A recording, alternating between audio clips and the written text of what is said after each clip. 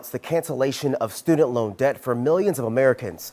His plan expects to wipe out up to $20,000 for those who may qualify. And while in some cases the student loan relief is automatic, there are certain instances where you will need to apply.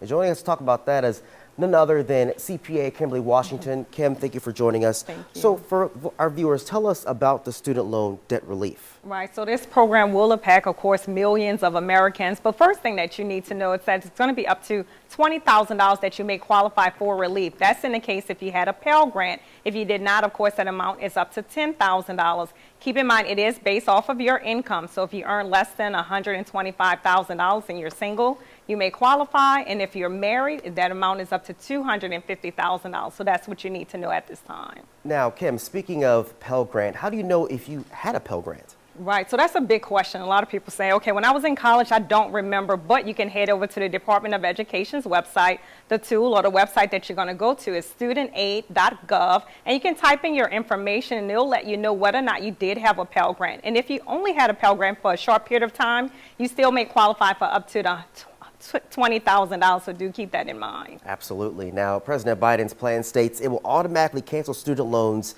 but in some cases, it may need to apply. Yes. What should viewers know, Kim? Right, so it's supposed to be automatic, so that's good news for so many people. But one of the things that you do want to keep in mind at this time, in some cases, you may need to apply for it. Keep in mind, applications are supposed to come out this month. It hasn't come out just yet, but you want to continue checking. You can definitely go again to the Department of Education's website to find out more information, also to find out updates. Now, finally, Kim, what else should people know about it when it comes down to student loan debt relief? Right, there are a couple of different deadlines that you do need to know at this time. The first deadline is the Public Service Loan Forgiveness Program. So if you're someone who may qualify for that, you do want to head over to the Department of Education's website because the deadline to apply this year is 10/31 at the end of this month. And that's for individuals who work for nonprofits. They may qualify for additional relief.